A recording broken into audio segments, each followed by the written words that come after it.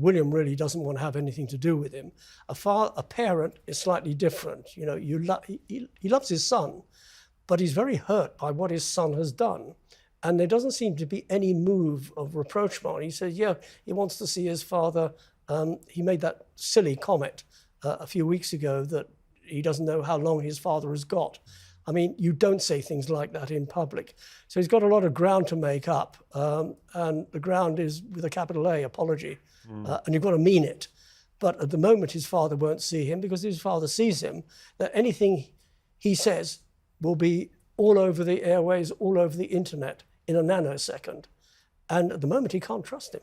But you were famously sorting out these kind of issues when you were working for Her Majesty. We didn't have issues like that. But you had to negotiate what would look good, what would look bad, how to kind of present things.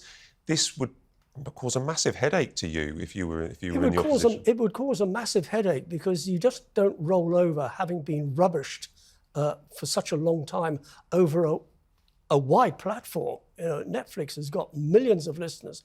Harry Spare Book sold millions. Oprah has 1 million viewers.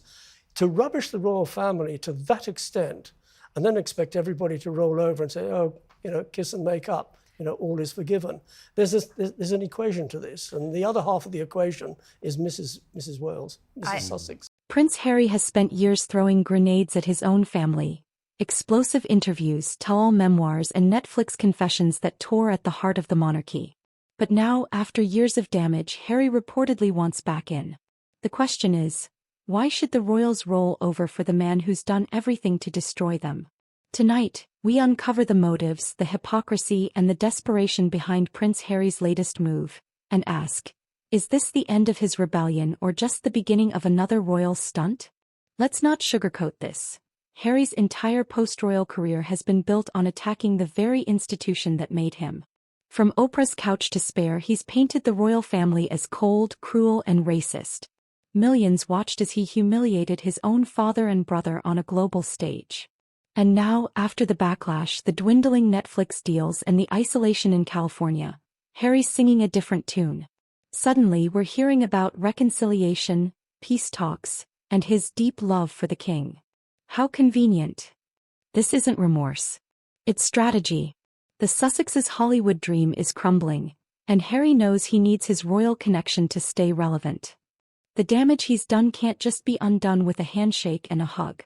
He didn't just criticize the family, he exposed private conversations, branded the press as racist, and called his brother violent. That's not a rift, that's a betrayal. Royal insiders say the family feels burned.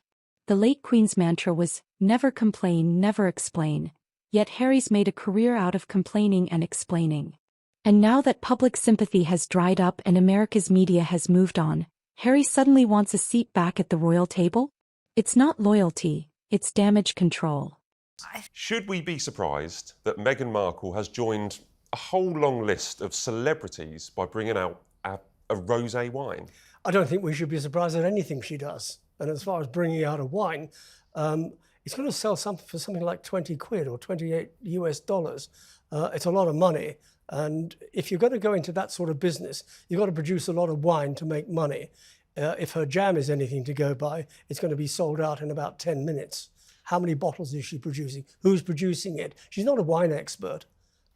So, you know, why go into something that you probably know nothing about? That's a really interesting point. I mean, we'll get onto this in a little bit later about how her products have they actually sold out and how many, you know, wines and jams she's actually making. But this is, I'm not surprised that she's gone into winemaking because if you are a celebrity like Meghan Markle is now, that's what everybody's doing. Well, it's very appealing to celebrities to do it because if it's produced en masse, exactly as you've mentioned, you can make a lot of money out of it. George Clooney sold his, I think, Casamigos tequila one, I think for $1 billion US Yeah, but she's not George Clooney. Of course, and that's going to be the problem. People will note that. So, look, I can understand why she's gone in there. It certainly fits with everything else she's putting out there. But we've touched on the key element, which is until these things are produced in very, very large quantities, it's not going to make the kind of money that really makes it worthwhile. And I understand this time around when she's done the restock, she'd increased the quantities by tenfold, but we don't know what the original number was. So I still don't know what numbers we're working in here.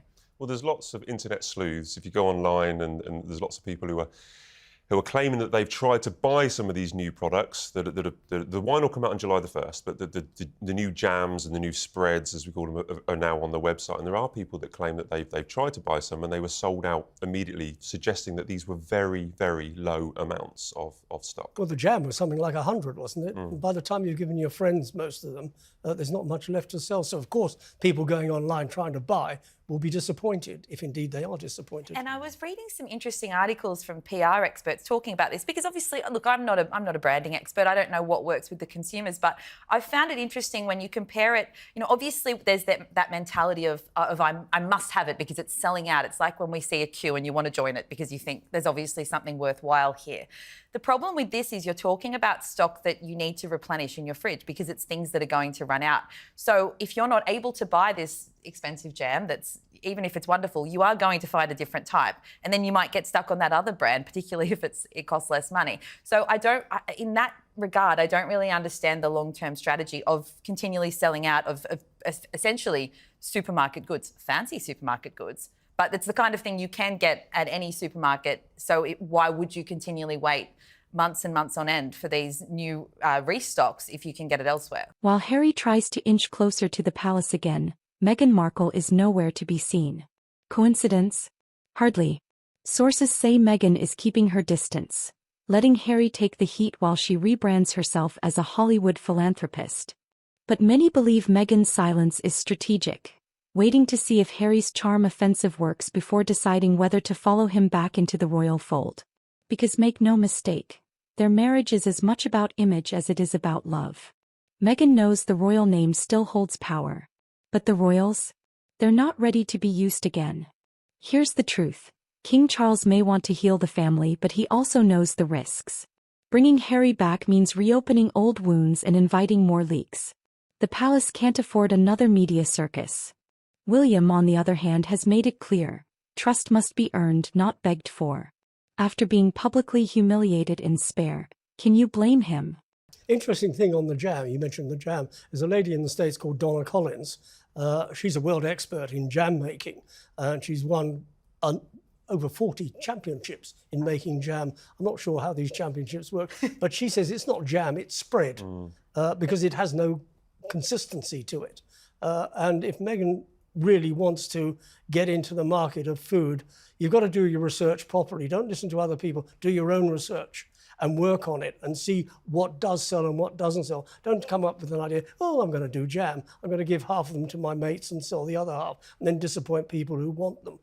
You've really got to do your research. And if you're going to sell, you've got to buy in bulk. And that's taking a risk on a product you don't actually know much about. And you're talking about a website also that it's been live for a couple of months now, but if the first batch sold out within an hour and the second one was also a similar time, you're talking about a site that has really only had active products on it for, 4 hours in total out of 2 months. That's not a very good user experience. So again, I don't really see the long-term strategy. It's obviously good that they're selling out in terms of its popularity, but I think that would be a frustrating user experience in the long term. Selling out is a selling point. Because people think, oh, this must be terrific. That's why it's going so quickly. But as you rightly say, what's the quantity that they are actually selling? What is the quantity that they're actually buying? It's very tiny.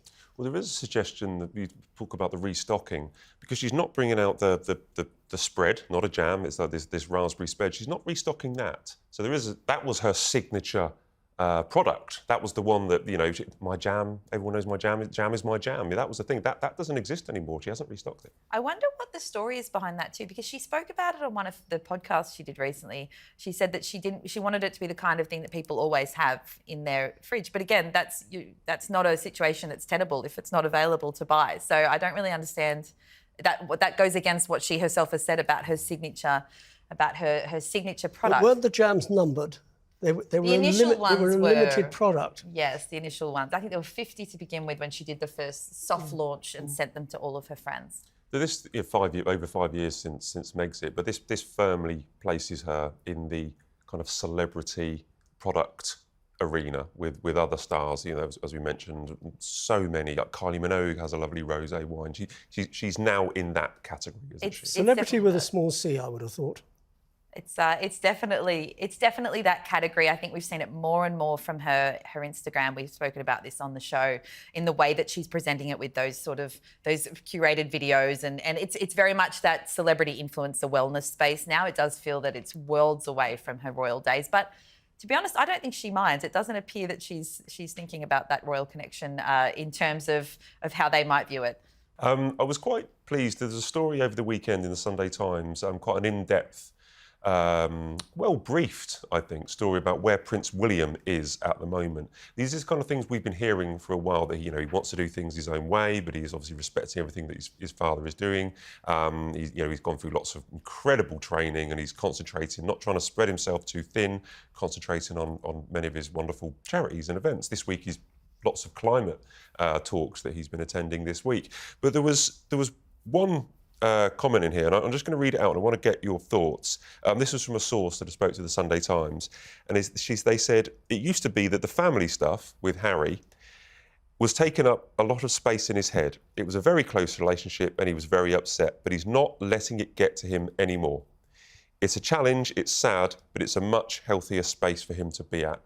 I like that. I like that it appears that William has just gone, I've got to move on with my important job. Well, it reminded me of, I think it was back in 2020, right before the Sandringham Summit. There was that article came out saying that William was no longer he'd had his arms around Harry their whole life, and he no longer was going to do that. What happened afterwards, no one really could have expected how bad things would probably get between the Sussexes and the rest of the family following that summit, and as you've mentioned, all of the Netflix things, the memoir, everything that came afterwards. But that was 5 years ago. So there have been things that would have inflamed that situation, and being able to let go of that rage would have been difficult when it was being provoked again so often. But the fact that he's reached that point now in any breakup of any type, you do need to reach that point to be in a healthier headspace. And I think that after everything that's happened over the last 12 months, it seems he's now finally able to potentially just not be provoked by that. Every time the royals forgive Harry, he sells another story. It's a vicious cycle, and this time they might finally be done playing his game. So what's driving this sudden change of heart? Simple: money, relevance, and regret. The Sussex brand has fizzled out. The podcasts, the Netflix deals, the Spotify contract, all gone or fading fast. And now Harry's realizing that fame without family feels hollow. He traded duty for drama, and lost the one thing money can't buy: respect. But can he ever get it back? That depends on whether the royals believe his apology, or see it as just another act in his long PR campaign. Prince Harry wanted freedom, but what he found was emptiness. After burning every bridge, he's now looking back across the ashes, asking for forgiveness. But forgiveness isn't free, and the monarchy doesn't forget.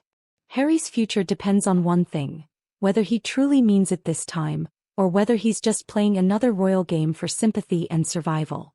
Do you think Harry deserves a second chance, or has he crossed a line no royal should ever cross? Drop your thoughts below. I read every single one. Subscribe for fearless royal commentary, truth without filters, and the stories they don't want you to hear.